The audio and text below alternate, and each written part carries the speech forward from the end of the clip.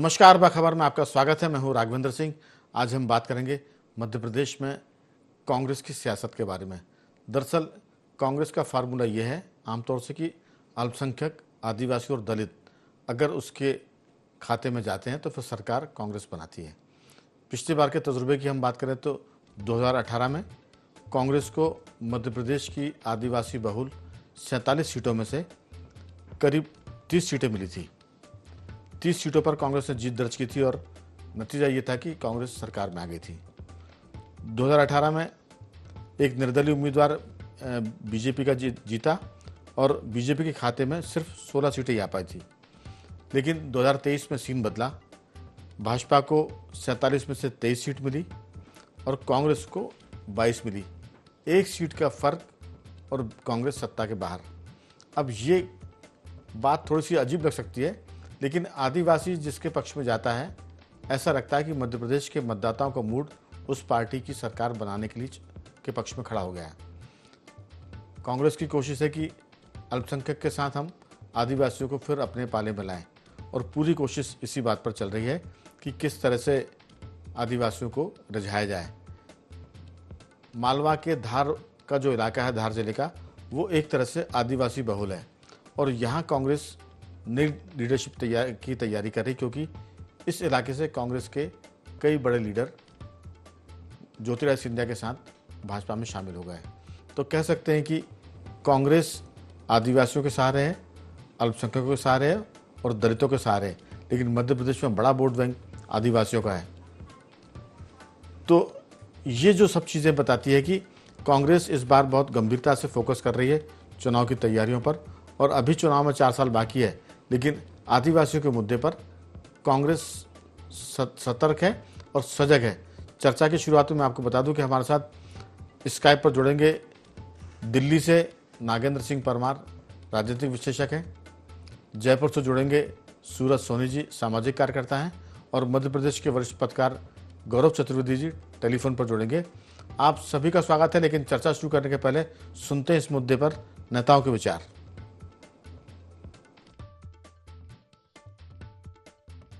आदिवासियों में चुनाव तो झाबुआ का चुनाव तो कहे कि भीम और भिलार अलग है। उधर जब वहां बात होगी गोंड और अलग अलग समाज की, कोल को उनको अलग करने की कोशिश करेगी। और जब बेगा और बारिया की करने लग जाएगी, बेगा और खोल की करने लग जाएगी, ये बीजेपी का भंडा है, बांटो, यानी भारतीय जनता पार्टी। अब इसको किस हद तक ले जाती है, नहीं बात विषय ये मैंने उदाहरण के लिए बताया, पर किस हद तक ले जाती है? इस हद तक ले जाती है कि इस लड़ाई में आदिवासियों के मूल अधिकार की एक तरफ तो आरक्षण का सवाल उठाती है, संविधान को कमजोर करने की बात करती है और यह बांटने की बात करती है। तो ये एहसास तो कांग्रेस पार्टी का साथ आदिवासी देता था, ये महत्वपूर्ण है। और उससे पहले संविधान की रक्षा आदिवासी करता था, जो बाबा साहब अम्बेडकर का, जो देश की विचारधारा है। हमारी पार्टी धीरे धीरे और मजबूत होती जाएगी। हर नेता को जमीन पर बैठने की आदत डालना पड़ेगी, हर नेता को दरी उठाने की आदत डालना पड़ेगी। और ये नेताओं की जवाबदारी है कि सबसे पहले कार्यकर्ताओं को आगे बढ़ाने का काम करें। आज हमारे देश में नए अंग्रेज आए हैं। कौन आए हैं? नए अंग्रेज आए हैं। तो अब इस देश में नए गांधी की भी जरूरत है, नए टांटा की भी जरूरत है और नए बिरसाओं को भी खड़ा होना पड़ेगा। और इन 7 दिनों में हमने हर उस विषय पर रईस चौधरी जी बात करी है जिसकी चर्चा होना चाहिए। आदिवासियों के अधिकार से लेकर पैसा कानून से लेकर हर जो चीज चर्चा होना चाहिए। तो कुल मिलाकर आदिवासियों पर कांग्रेस की नज़र है। इसमें खास बात यह भी है कि कांग्रेस के साथ साथ जैस एक आदिवासियों का संगठन है, वो भी आदिवासियों के भीतर काम कर रहा है। बीजेपी तो जरूर इस पर पहले से काम कर रही है। मध्य प्रदेश में कई स्थानों पर आदिवासी, जैसे टांटिया भील की बात कर रहे हैं, टांटिया मामा की, उसकी बात हो रही है। इसके बाद मध्य प्रदेश की राजधानी भोपाल का जो स्टेशन है वो रानी कमलापति के नाम पर रखा गया, वो भी आदिवासी थी। तो बहुत सारी बातें इस पर चर्चा के लिए हमारे साथ जुड़ गए हमारे तीनों मेहमान। गौरव चतुर्वेदी जी, वरिष्ठ पत्रकार साथी, सूरज सोनी जी और नागेंद्र सिंह परमार जी, आप सभी का बहुत बहुत स्वागत है। चर्चा की शुरुआत गौरव जी, अगर मेरी आवाज़ सुन पा रहे हैं तो आपके साथ करना चाहते हैं कि जी। जिस ढंग से धार के मोहनखेड़ा में कांग्रेस ने जो सभा की है, जो संपर्क किया है, उसमें डॉक्टर विक्रांत भूरिया, कांतिलाल भूरिया के चिरंजीव हैं, जो प्रदेश कांग्रेस के अध्यक्ष रहे हैं, केंद्रीय मंत्री रहे हैं, वरिष्ठ आदिवासी नेता हैं, और खुद डॉक्टर विक्रांत वर्मा आदिवासियों के बीच में काम कर रहे हैं। और जीतू पटवारी ने तो कहा है कि हमको इस पूरे मामले में आगे बढ़ना है। विक्रांत भूरिया कह रहे हैं कि ये जो नए अंग्रेज आए हैं, इनसे बचने की ज़रूरत है। आप कांग्रेस की आदिवासी लाइन को किस ढंग से देखते हैं? क्या वो गंभीरता से फोकस कर रही है? गौरव जी। राघवन जी, अगर हम मध्य प्रदेश की राजनीति में देखें तो जब मध्य प्रदेश अविभाजित मध्य प्रदेश के तौर पर जाना जाता था, तब भी आदिवासी वोट बैंक एक बहुत बड़ा वोट बैंक माना रहता आया है। और दूसरी जो सबसे बड़ी बात थी, वो उस समय कांग्रेस का परंपरागत वोटर हुआ करता था। आपको याद हो, उसी समय मध्य प्रदेश की राजनीति में अक्सर आदिवासी मुख्यमंत्री की मांग जोरों से उछलती थी और बाद में दबा दी जाती थी। आज तक वो स्टेप कांग्रेस नहीं उठा पाई कि कोई आदिवासी मुख्यमंत्री बना हो, या भारतीय जनता पार्टी ने भी नहीं बनाया है।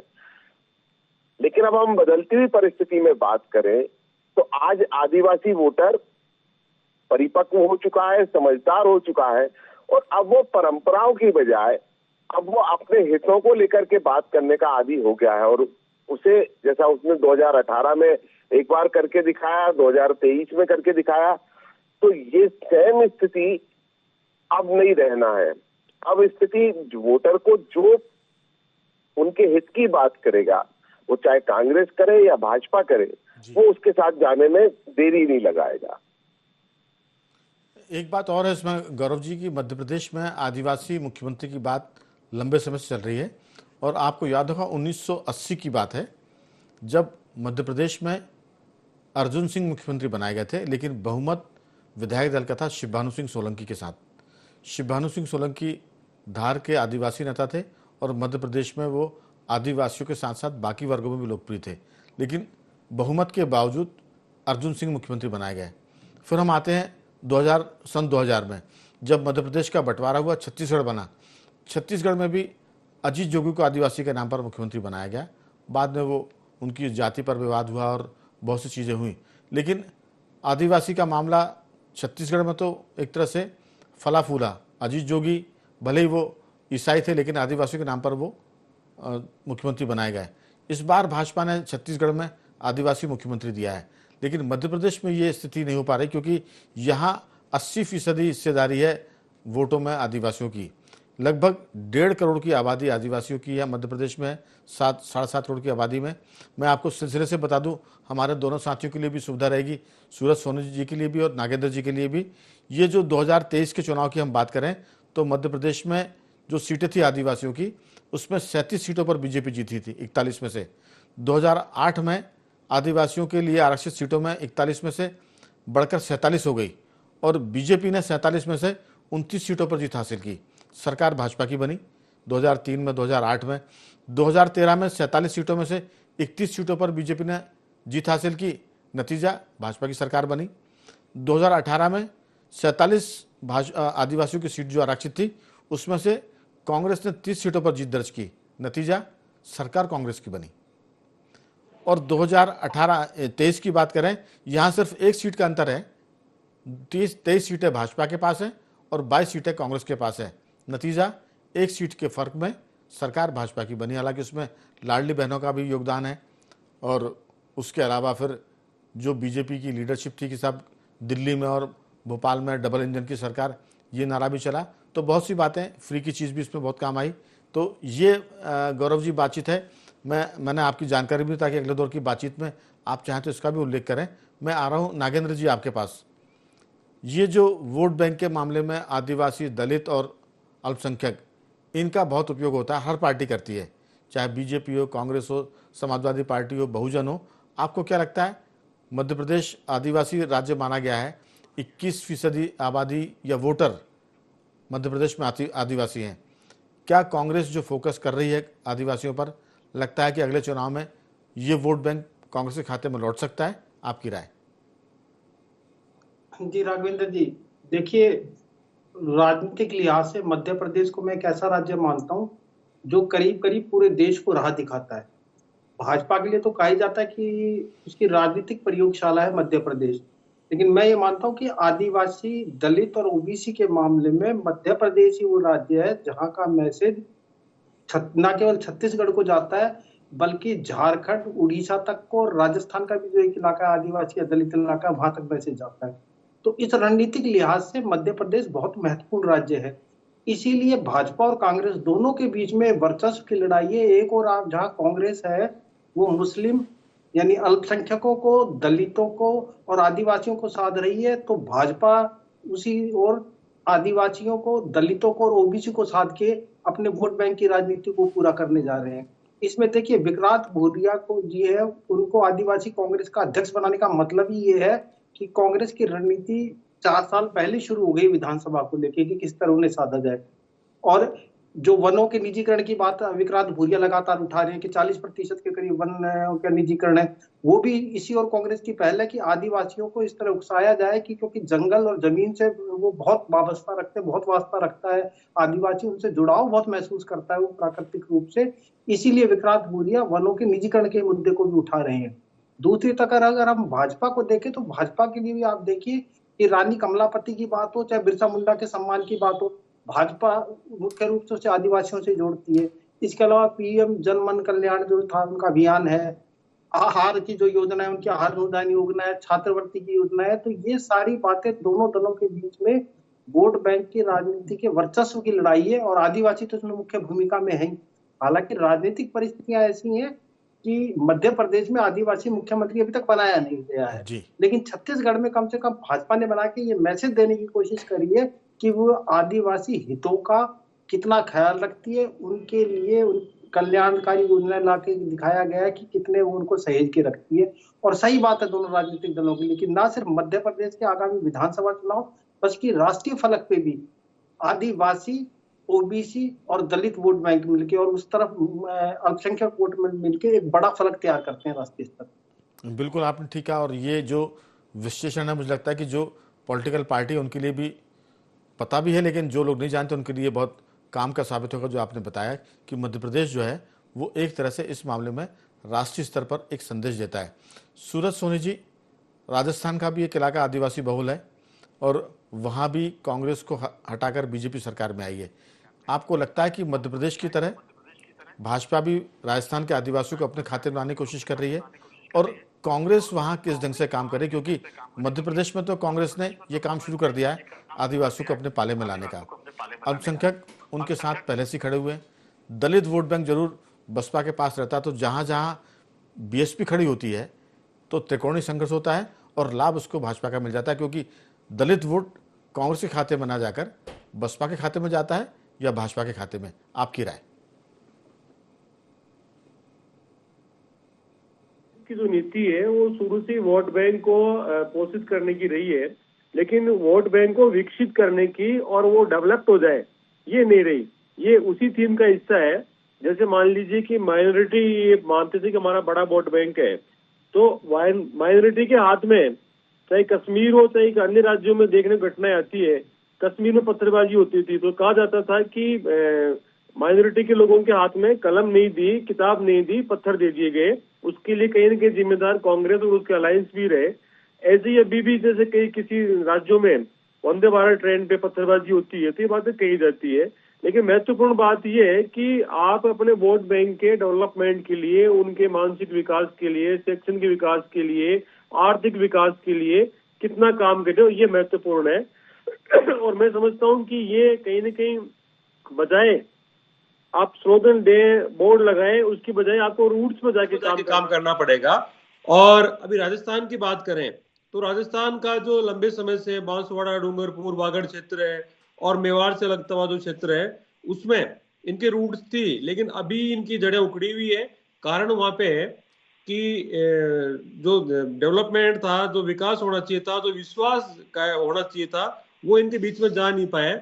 उल्टा बीटीपी पार्टी जो गुजरात में स्थापित हुई थी, गुजरात और राजस्थान में बड़ा प्रभाव है और राजस्थान में सीटें निकाल के ला रही बीटीपी पार्टी, तो उससे कांग्रेस को बड़ा नुकसान हुआ है और लोग जो है आदिवासी क्षेत्रों के अंदर विश्वास भी नहीं कर पा रहे।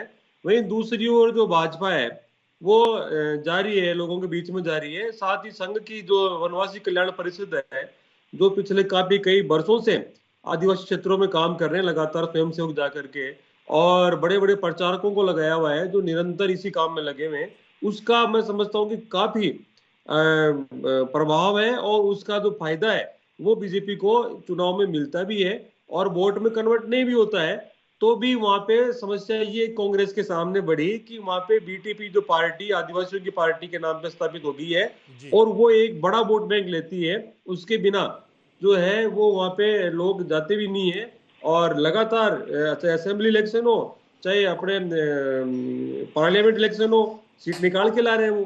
तो ठीक। ये एक बड़ी चुनौती कांग्रेस के सामने है, इससे निपटना और इसके समाधान निकालना कांग्रेस के सामने एक बड़ी समस्या भी मैं समझता हूँ उभर के आ रही है। एक बात मैं आपसे आपको आपके पाले में डाल के जा रहा हूँ अगली दौर की बातचीत में, आप चाहें तो इसका उत्तर दे सकते हैं।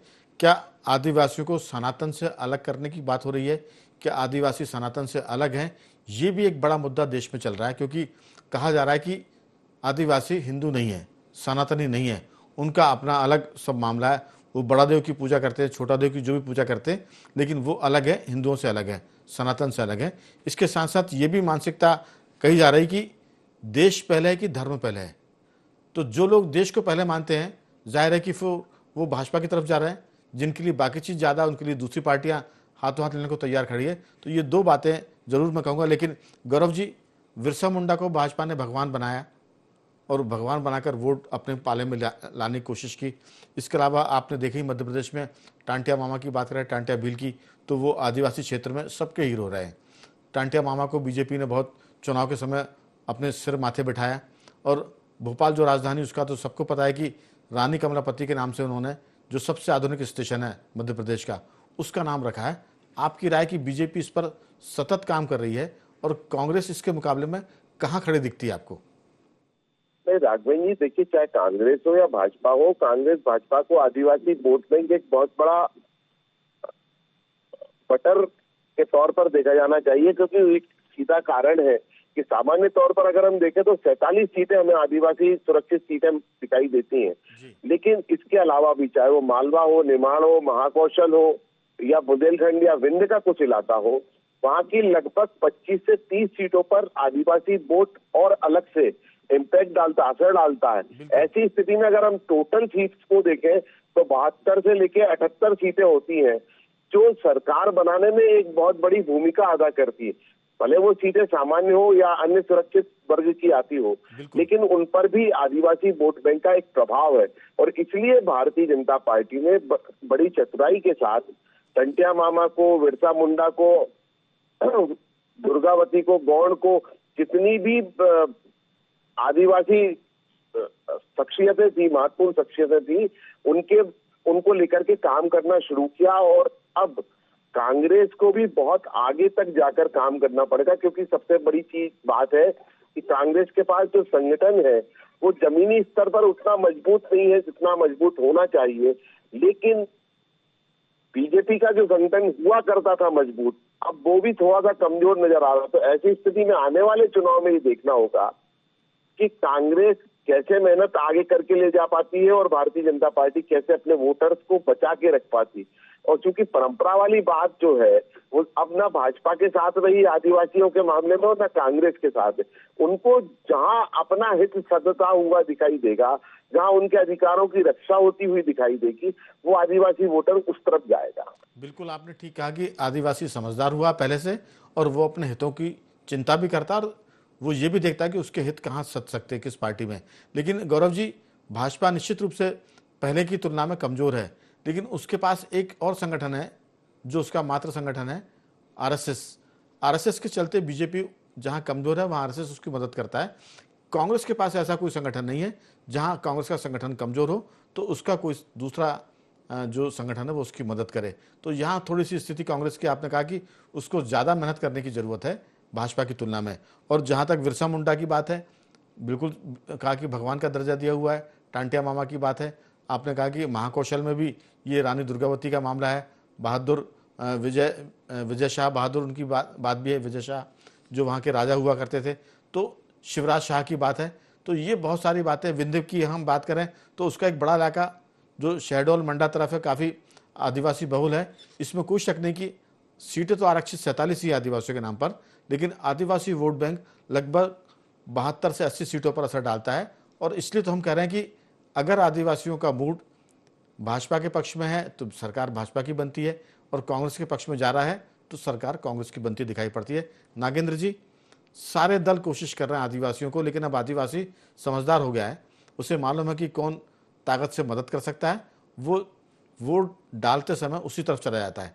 आपको लगता है कि आदिवासी सच में समझदार हो गया है राजनीतिक रूप से? जी, बिल्कुल, इसमें तो कोई शक नहीं है राघवेंद्र जी कि बदलती परिस्थितियों में, बदलते हालातों में आदिवासी भी इस समय उनकी एक नई पीढ़ी है जो एक प्रोग्रेसिव सोच रखती है, जो शिक्षा के अब शिक्षित भी होती जा रही है। तो बुनियादी उनके क्षेत्रों का बुनियादी ढांचा है, शिक्षा है, स्वास्थ्य बुनियादी सेवाएं हैं, रोजगार है, इन सब बातों के लिए वो सोचा करती है। जहां तक राजनीतिक दलों की बात है तो राजनीतिक दलों की तो अपनी अपनी मजबूरियां भी हैं और उनके सामने अपनी अपनी चुनौतियां भी है। कांग्रेस को जहां ये लगता है कि क्योंकि हेमंत सोरेन सरकार दोबारा झारखंड में सत्ता में आई है तो उसे लगता है कि शायद कुछ ना कुछ आदिवासी शायद हो सकता है कि भाजपा के खिलाफ हो, इसको भी लेके वो काम कर रही है। दूसरी, कांग्रेस को एक और चीज लगती है कि राजस्थान में जिस तरह बीटीपी ने अपना जनाधार बढ़ाया है, तो कांग्रेस के सामने ये भी चुनौती है अगर वो आदिवासियों के बीच में लगातार सक्रिय नहीं रहेंगे तो कहीं ना कहीं अगर बीटीपी जैसी पार्टी, जैसे यहाँ आप जेएस की बात कर रहे हैं, इस तरह का कोई जनाधार वाला संगठन बन जाता है तो कांग्रेस के लिए तो आदिवासियों की और दलितों की राजनीति खत्म हो जाएगी। और भाजपा के लिए भी चुनौती है कि अगर बीटीपी, अगर मान लीजिए बीटीपी जैसा संगठन या जैसी मजबूत होकर कल को अगर यहाँ सक्रिय हो जाता है, इस तरह का कोई राजनीतिक दल या कोई एक समूह आ जाता है तो भाजपा को भी आघात पहुंचेगा। और क्योंकि भाजपा इनके लिए अनेक कल्याणकारी योजनाएं लाई है और उसके साथ रानी दुर्गावती हो, चाहे रानी कमलापति हो, चाहे टाटिया मामा हो और चाहे से बिरसा मुंडा, उनके सम्मान और दिखाने की उनकी बात ही है। वो ये भी जताती है इनके जरिए इन महापुरुषों की जगह से कि उन्होंने देश के लिए, वो राष्ट्र हित के लिए सोचा करते थे, वो राष्ट्र के लिए काम करते थे, ना किसी जाति के लिए, वर्ग के लिए काम करा करते थे। तो दोनों के राजनीतिक दलों के सामने अपनी अपनी चुनौतियां हैं और दोनों राजनीतिक दल आदिवासियों को सपने जोड़ने के लिए, लुभाने के लिए अपनी अपनी योजनाएं, अपने अपने मुद्दे और अपनी अपनी बातें ला रहे हैं। लेकिन ये बहुत महत्वपूर्ण है क्योंकि मध्य प्रदेश पूरे देश को दिशा दिखाता है, तो उसी का ये असर है कि 4 साल अभी बचे हैं चुनाव में और उससे पहले कवायद शुरू हो गई है, ये खास बात।